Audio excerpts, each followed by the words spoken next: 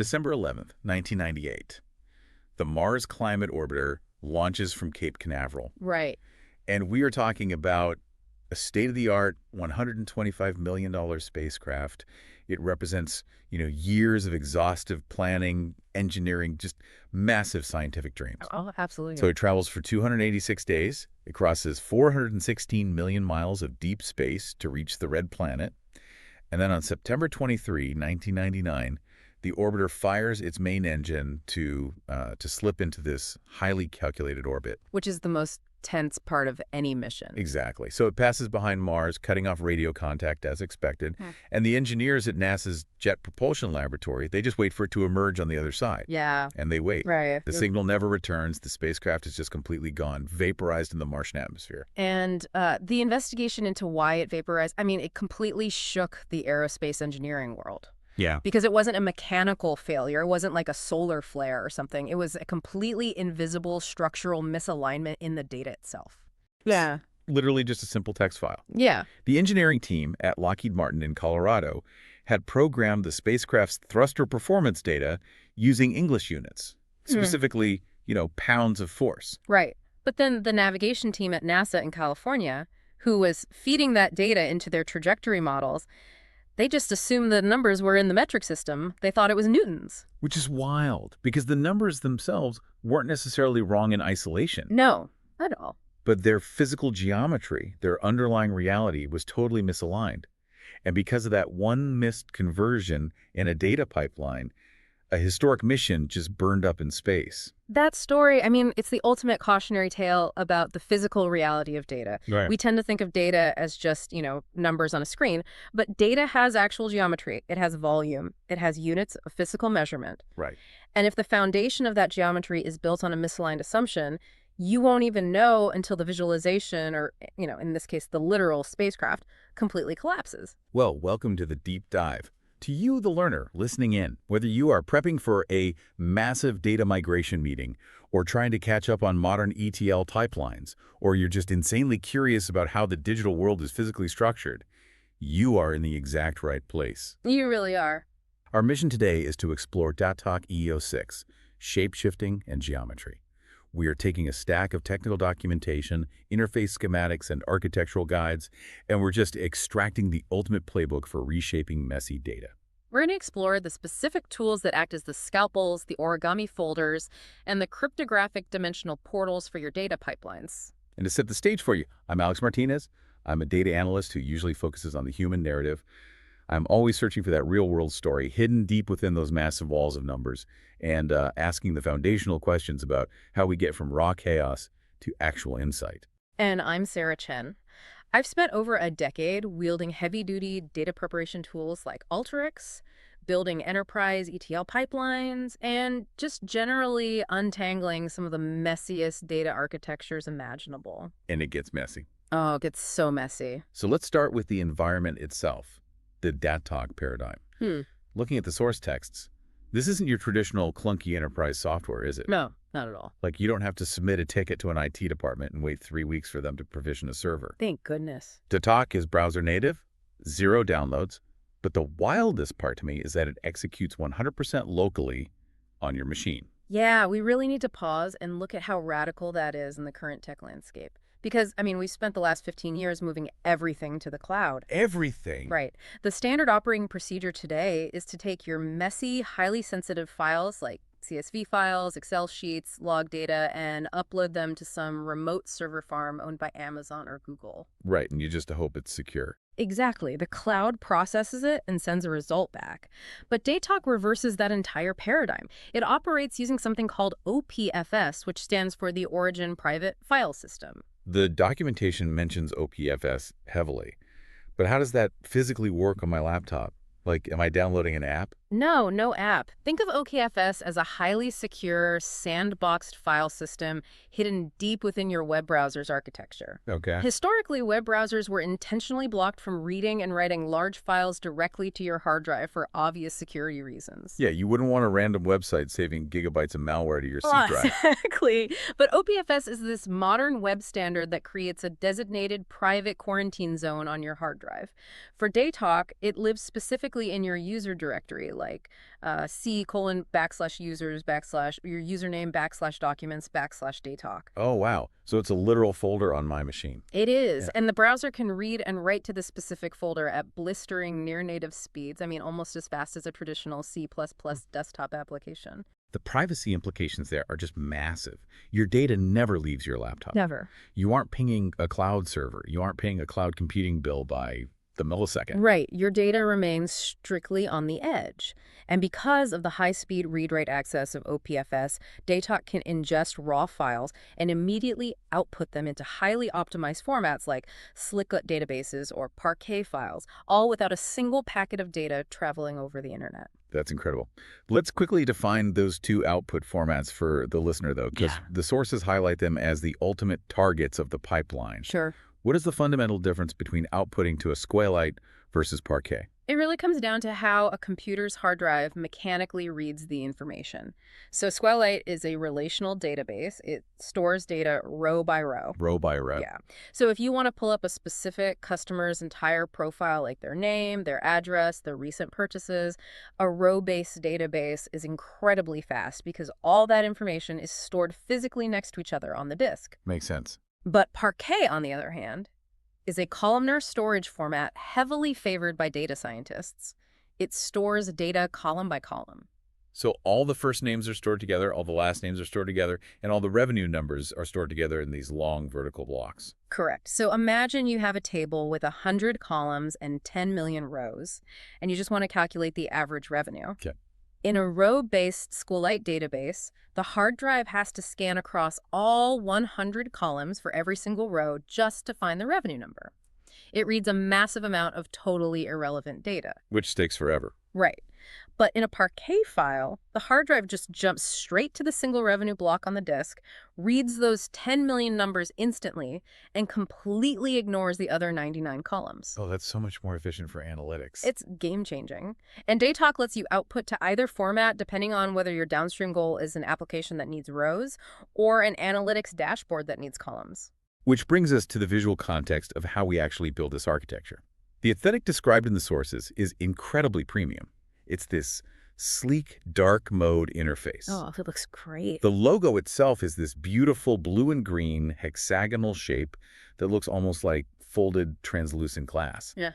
But the actual workspace, the prep module, operates on a Cytoscape canvas.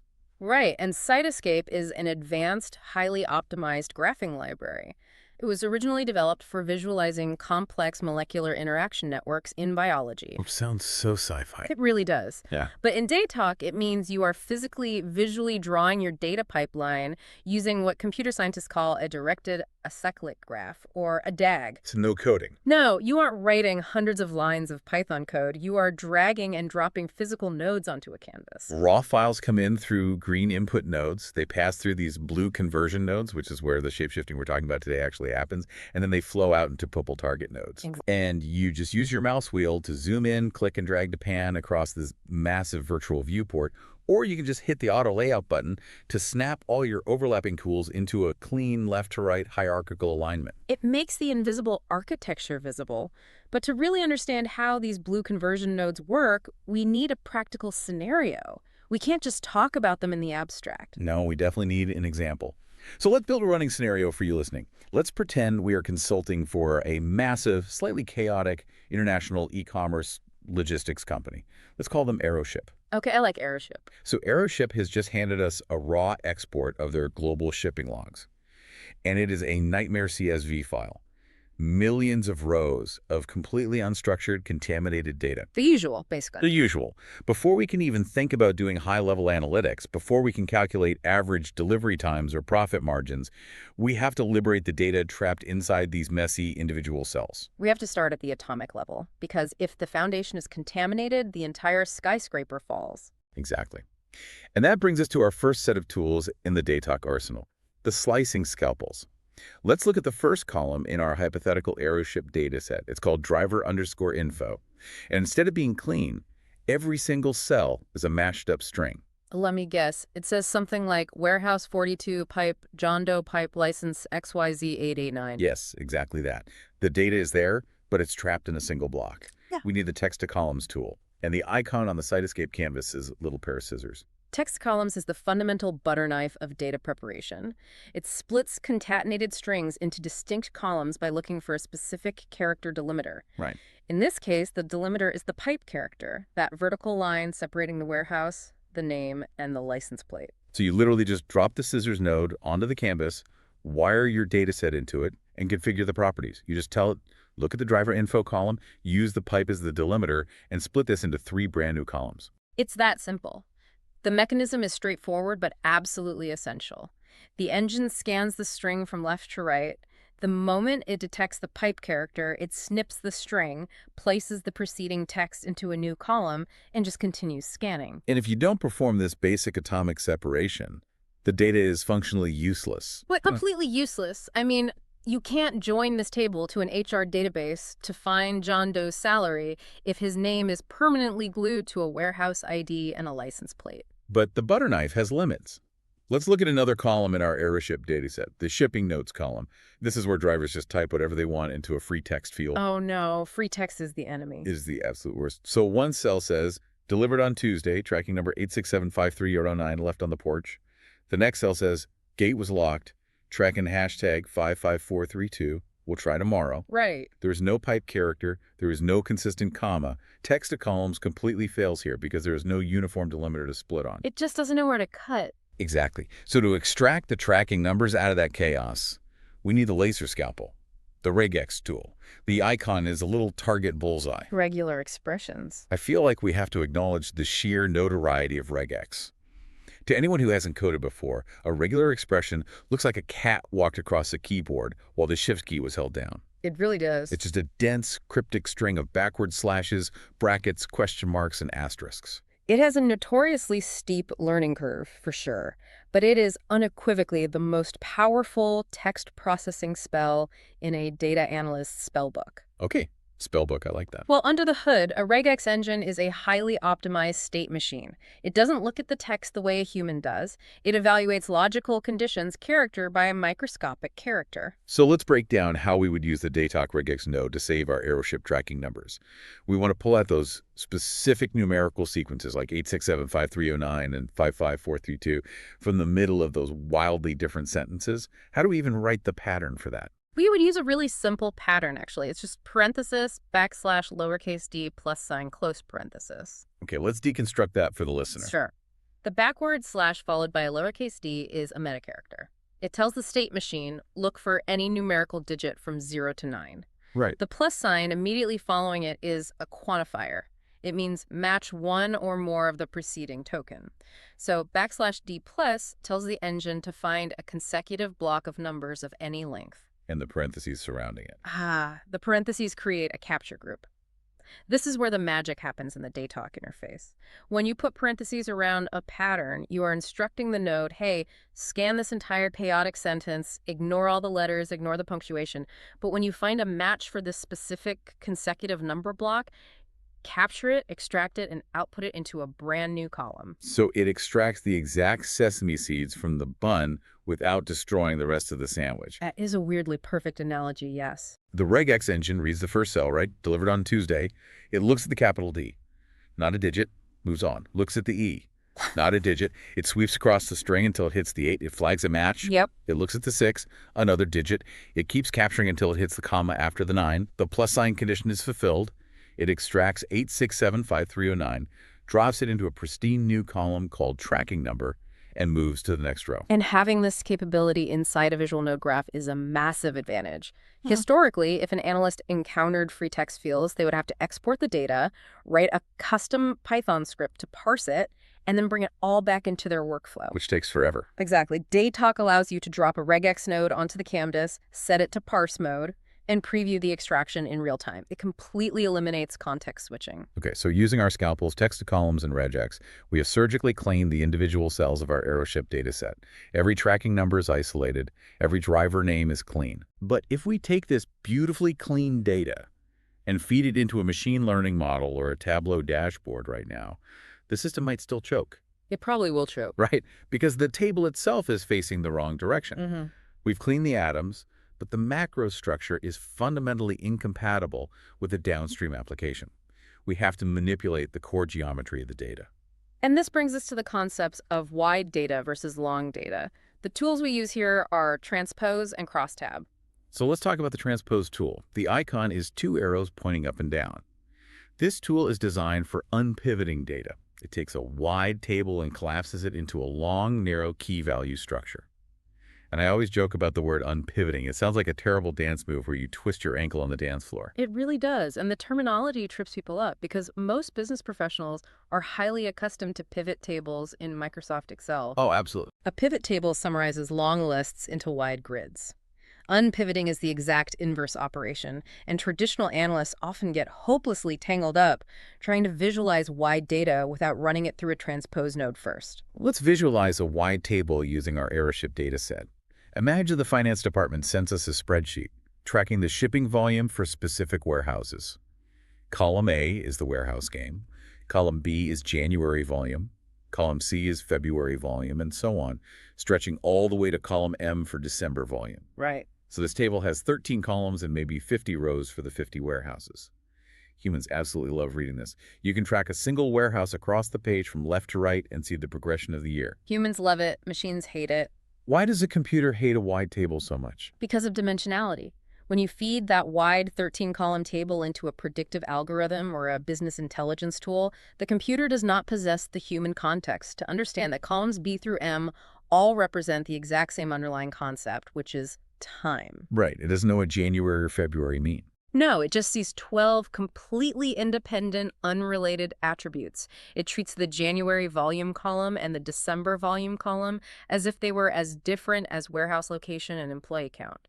They exist in completely different vector spaces. So how does the Transpose tool follow the vector space? You drop the Transpose node onto your site escape canvas and wire the wide table into it.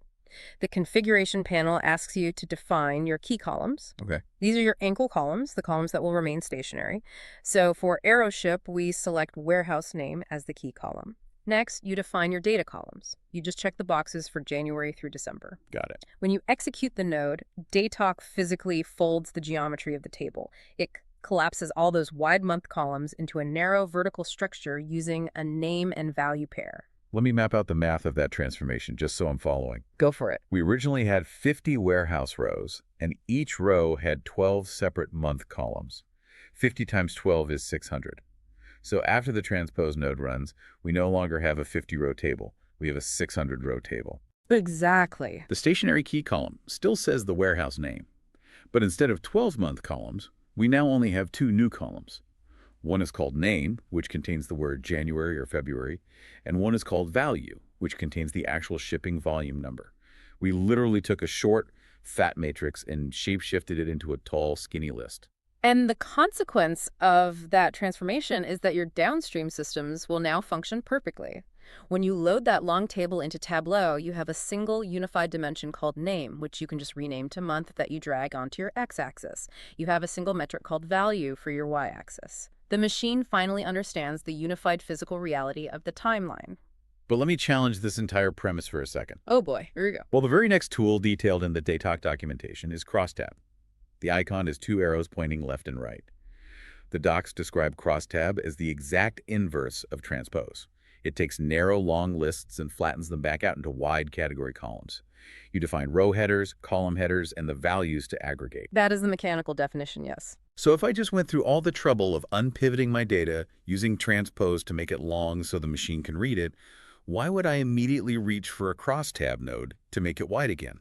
If I unpivot the data, clean the tracking numbers, and then crosstab it back, aren't I just walking in a massive circle? Not exactly. If I unpivot it from my Tableau dashboard, I'm done, right? I'll just email that same tall, skinny list of 600 rows to the chief financial officer. Have you ever tried handing a CFO a highly normalized, unpivoted, vertical list of data? No. They would throw you out of their office. Fair point. The life cycle of data rarely has a single endpoint. You aren't walking in circles. You are translating the structural geometry for different biological and silicon audiences. Right. Algorithms versus humans. Exactly. Predictive algorithms mathematically require long data. But a human being cannot scan down a column of a million rows to compare January's performance against February's performance. The human eye requires horizontal side-by-side comparison. That makes total sense. So in a complex datok pipeline, you might ingest a messy wide table, transpose it to a long table so you can cleanly join it with a database of driver salaries, filter it, run mathematical models on it, and then as the very final step before outputting a physical Excel report, you use a crosstab node to pivot the results back into a wide matrix. So the tools are basically just geometric lenses. You bend the light or the data into whatever shape the next consumer needs. And the crosstab configuration lets you dictate exactly how it bends. You just tell the node, make the warehouse name my row headers, take the unique values in the month column and stretch them horizontally to become my new column headers, and fill the intersecting grid cells by summing up the shipping volume values. It's just pure architectural control. It is, but structural control of width and length introduces a new physical problem, volume. Which brings us to the critical challenge of browser-based processing. We've mastered the width and the length, but now we must master the sheer volume of rows. We established earlier that datok operates locally, using your browser and the OPFS standard. There is no infinite Amazon Web Services cloud automatically allocating terabytes of RAM to process your data. You are bounded by the physical hardware of your laptop. The tools to manage this reality are sample size, generate rows, and append fields. To understand why volume control is so critical here, we have to talk about how modern web browsers manage memory. Browsers like Chrome or Edge run on JavaScript engines, most notably the V8 engine. Okay, the V8 engine. Right. And to prevent a single poorly coded website or a malicious script from consuming all of your computer's RAM and crashing your entire operating system, the V8 engine places a hard cap on how much memory any single browser tab can access. This is known as the JavaScript heap limit. And what is that limit? Depending on your operating system architecture, that limit is strictly enforced somewhere between 1.5 gigabytes and 4 gigabytes of memory. That is a tiny sandbox. If you step outside it, the browser just kills the tab. Precisely the mechanism. datok loads the active datasets, the node graph visuals, and the pivot grids directly into that tab's memory for lightning-fast interaction. If you try to ingest and pivot our 50 million row Aeroship database all at once while designing your workflow, you will absolutely exceed that 4 gigabyte limit. And then what? The garbage collection process in the V8 engine will panic, it'll fail to clear out old data fast enough, and the tab will crash. You'll get the dreaded, snap out of memory screen. Oh, I hate that screen. We all do. Now, your physical files on the hard drive are perfectly safe, but your active visual session is destroyed. Which makes the sample size tool the most important defensive weapon during the pipeline design phase. The icon is a little paradise. When you're sitting in the Cytoscape canvas, dragging nodes and writing complex RegEx formulas, you don't need to test those formulas on 50 million rows. You just need a representative slice to verify the logic. Sample size restricts the volume of rows passing through the visual pipeline. Yeah, and the tool provides several mathematical approaches to downsampling. You can set a hard limit, like the first n rows or the last n rows. You can use skip intervals, asking the node to return 1 out of every 100 rows. Well, that's smart. It's particularly useful if your data is chronologically sorted and you want to ensure your sample spans the entire year, rather than just grabbing the first 10,000 rows from January. Or, if you want, you can select a randomized percentage based on a fixed algorithmic seed. So by placing a sample size node right after your green input node, restricting the flow to, say, 10,000 rows, you keep the visual canvas incredibly responsive. Exactly. You draw your architecture, test the shape shifting, and once you verify the output geometry is perfect, you simply delete the sample size node, click Run, and let the background datok engine process the full 50 million row volume directly to the output Parquet file, bypassing the visual memory limits of the active tab. So sample size shrinks the volume. But what happens when the physical structure of your data is misses volume that mathematically should exist? That is the domain of the Generate Rows tool. The sequencer. Yep. The icon has circular refresh arrows. This tool allows you to artificially create data out of thin air to fill structural gaps. To me, if sample size is a microscope focusing on a small drop of water, Generate Rows is a 3D printer building missing bridge pieces. I love that. Let's look at our Aeroship data again. Let's say we are analyzing a specific low-volume rural warehouse. The system is event-driven. It only records a row when a package is physically shipped. If nothing ships for 3 days, say, over a holiday weekend, there are literally no rows in the database for those dates. And this creates a silent critical flaw in time series analysis. Wait, how so? Well, if you want to calculate the average daily shipping volume for a 30-day month, but the rural warehouse only had shipping events on 25 of those days, a standard aggregation tool will sum the volume and divide by 25. Because it only sees 25 rows. Hmm. But the denominator should be 30. The mathematical average will be artificially inflated because the days with zero volume effectively do not exist in the space-time continuum of the database. Oh, exactly. The generate rows node resolves this by sequencing the timeline. You configure it using 3 parameters: an initialization expression, a condition expression, and a loop expression. Walk me through that. So you initialize a starting date. You set the condition expression to value is less than or equal to the max date of the month. And you set the loop expression to value plus 1 day. The engine evaluates the first date. It checks if it's less than the max date. Yeah. It is. It adds a day. It loops again. Right. The datok node acts as a miniature factory, spinning up a brand new physical row for every single missing day in the sequence. It 3D prints the missing bridge pieces. You then join those new rows back to your main data, assigning them a volume of 0. Your denominator is fixed. Your time series analysis is structurally sound. It creates a perfectly continuous geometry. But if Generate Rows is a carefully controlled 3D printer, the next volume tool, Append Fields, is a blunt force multiplier. The icon is a chain link. This tool performs cross-join matrix multiplication. It takes every single field from a small source input and appends it to every single record of a target input. The multiverse generator. In database terms, creating a Cartesian product. A Cartesian cross-join is where every possible permutation of row A meets every possible permutation of row B. Let's visualize this. AeroShip has a target table of 10,000 packages waiting to be shipped internationally.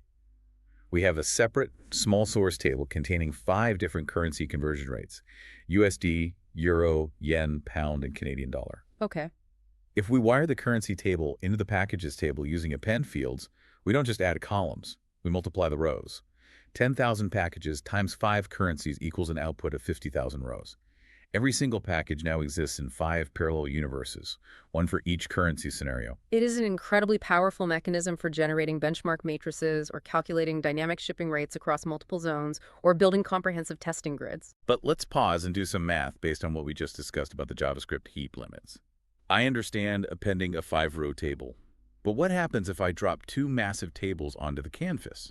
What if I take an AeroShip table of 1 million customers and I accidentally wire it into an append fields node with a table of 1 million products? You will immediately trigger a Cartesian explosion. 1 million rows times 1 million rows equals 1 trillion rows. By a trillion rows. A trillion rows of wide data attempting to materialize instantly inside a 4-gigabyte RAM sandbox. When you cross-join matrix multiplication, the volume scales geometrically, not linearly. The memory allocation curve goes perfectly vertical. The V8 engine will hit a wall, the garbage collector will lock up, and your browser tab will violently crash. This is the extreme danger of unconstrained structural generation. It's the equivalent of trying to inflate a hot air balloon inside a closet. So, handle the multiverse generator with extreme caution.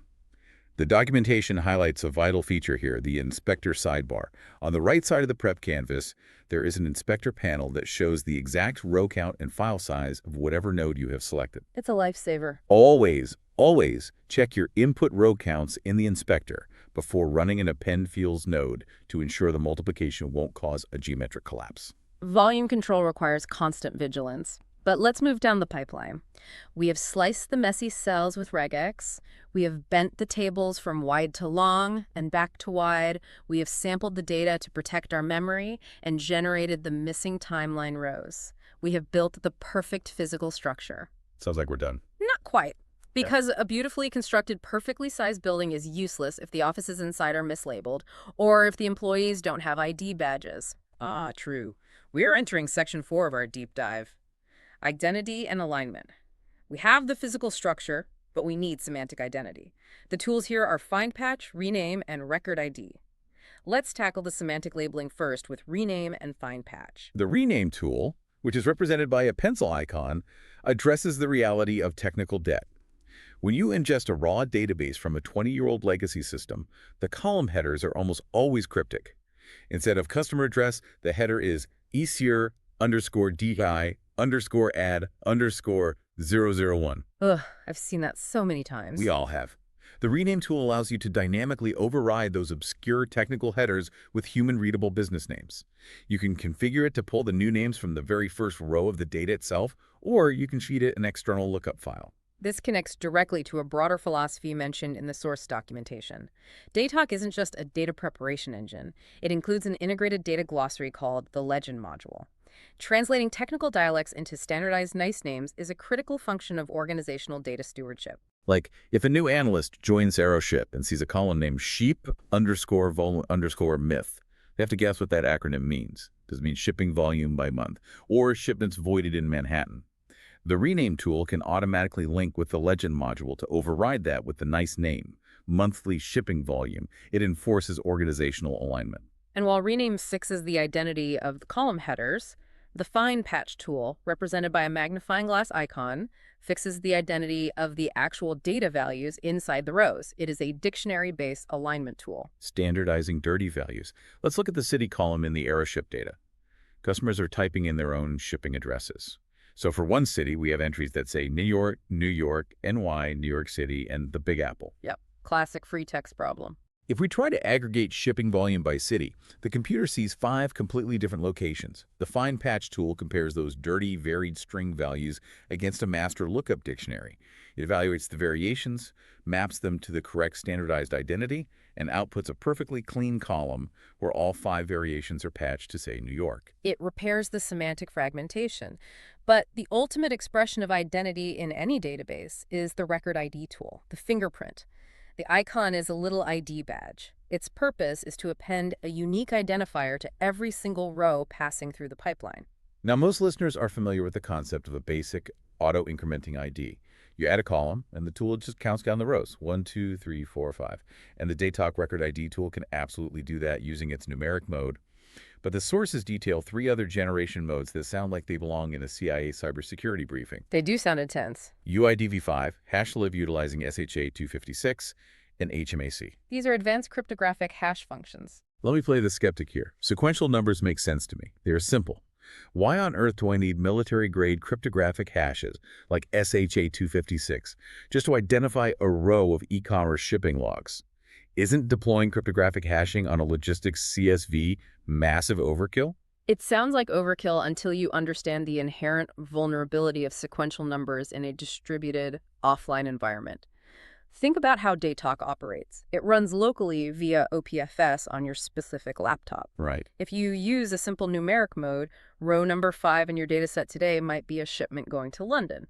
But if your colleague, sitting in a different country, runs the same pipeline on an updated file tomorrow, row number 5 might be a completely different shipment going to Tokyo. A sequential number only has meaning within the fragile context of that specific file on that specific day. It has no universal permanence. So the ID is basically just a temporary sticky note based on the stored order. Exactly.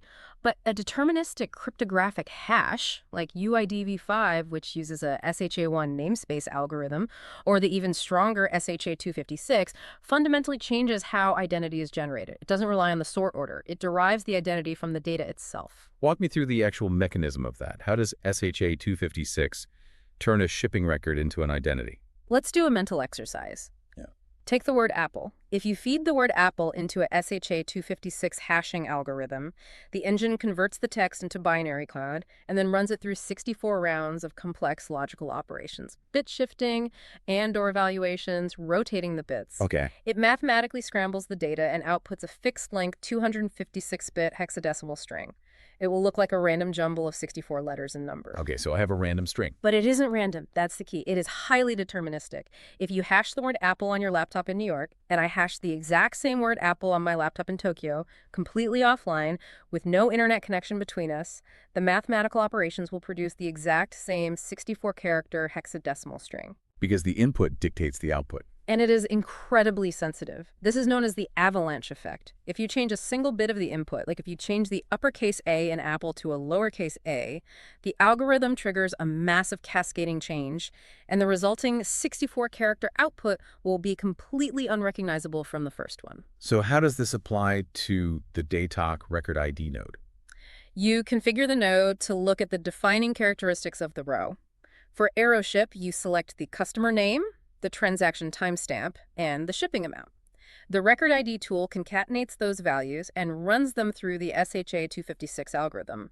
It generates a permanent cryptographic fingerprint for that specific shipment. The implications of that for local processing are staggering. If I have a datok instance on my machine and you have one on yours, we can independently process massive logs. If we both generate the same SHA-256 hash, we know with mathematical certainty that we're looking at the exact same shipping event. We can track duplicates, merge datasets, and audit data streams completely offline. We don't have to expose our highly sensitive corporate data to a centralized AWS server to ask, hey, have we seen this record before? We just check if our locally generated hashes match. It is enterprise-grade deduplication without the cloud. It is privacy by design, baked into the geometric structure of the node graph, and the final mode, HMAC, which stands for Keyed Hash Message Authentication Code, takes it one step further. Oh, there's more. Yeah. It requires you to input a secret cryptographic key alongside the data. This allows you to generate secure, anonymized tracking signatures. You can share the hash dataset with an outside vendor for analysis, and because they don't have your secret HMAC key, it is mathematically impossible for them to reverse engineer the hashes to uncover the original customer names. That is absolute structural mastery. Let's review the architecture we've built. We parsed the chaotic, free text strings with the state machine precision of RegEx. We folded the tables from wide to long using Transpose to satisfy the machine learning algorithms. We managed our browser's V8 memory limits using sample size, and we safely cross-joined currency scenarios using append fields. We stamped every single row with an immutable, offline SHA-256 cryptographic fingerprint. The data is perfect. What can possibly be left? The final alignment. Ensuring that the data's description of physical reality matches actual physical reality. Which brings us full circle to the very beginning of our deep dive, the Mars Climate Orbiter. We are entering the final section, the Universal Translator. We are talking about the unit converter tool. The icon on the canvas is a little drafting triangle. And to me, this is the ultimate Babel fish for physics and metrics. It really is. The unit converter operates across a massive spectrum of physical dimensions. It handles length, mass, and weight, volume, area, speed, temperature, and time. Let's apply this to airship. We have a column representing the distance a delivery truck drove. The system recorded it in kilometers, but a regional manager in the United States needs a report showing the distance in miles. The sources outline exactly how the datok interface manages this without requiring the user to write any code. You drop the drafting triangle node onto the canvas. You select the delivery distance column as your source field. You set the input unit to kilometers. You set the target unit to miles. And the datok engine processes the underlying conversion math and appends a brand new column to your dataset. And it uses a highly descriptive automated naming convention. The new column is literally named delivery distance converted to mi. It clearly documents its own transformation. You then choose the data type for the output. You can output it as a double, which is a highly precise floating point decimal, or as an integer, which rounds the conversion to the nearest whole number for cleaner, high-level reporting. But the truly fascinating aspect of this tool is its built-in safety rails. The interface dynamically filters the drop-down options based on the physical category you select. Oh, that's clever. Yeah, if you select a column categorized as length, the target unit dropdown will only show you length-based units, like miles, meters, inches, yards.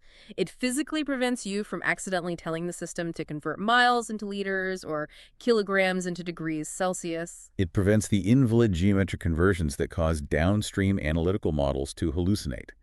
This sounds like such a basic feature, but hard-coding mathematical formulas for unit conversions is a notoriously massive source of human error. Oh, absolutely. Think back to the Mars orbiter. That disaster happened because someone, somewhere, assumed the conversion had been done or did it wrong in a script.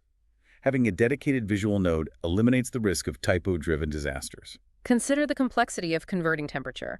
Converting kilometers to miles is a simple multiplicative ratio. You just multiply by 0.621371. But temperature conversions between Celsius, Fahrenheit, and Kelvin require different baseline offsets. You have to subtract 32, multiply by 5, divide by 9.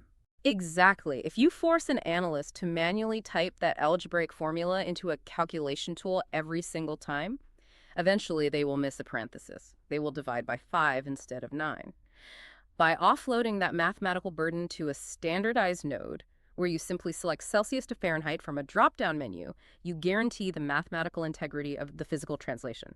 It creates a standardized, totally reliable architecture. And that concept, standardized reliable architecture, is the unifying philosophy of the entire datok prep module we've explored today.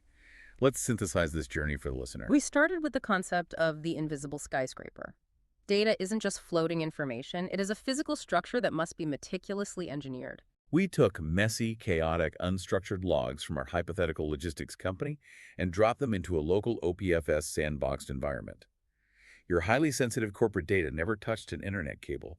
It stayed entirely on your laptop. We carved those contaminated cells using the laser precision of the RegEx nodes capture groups. We folded the dimensional geometry of the tables with Transpose to make them machine readable, and we used crosstab to bend them back into a matrix so human executives could comprehend them. We navigated the strict realities of JavaScript memory limits by downsampling the volume, and we recognized the explosive mathematical power of Cartesian cross-joins using append fields. We resolved semantic debt by mapping cryptic technical headers to business reality with rename, and we standardized misspelled cities using find patch. We stamped every shipment with a deterministic, mathematically immutable SHA-256 fingerprint, allowing us to deduplicate records entirely offline. And finally, we stabilized the physical physics of our global data with the unit converter, ensuring we never crash a metaphorical $125 million spacecraft.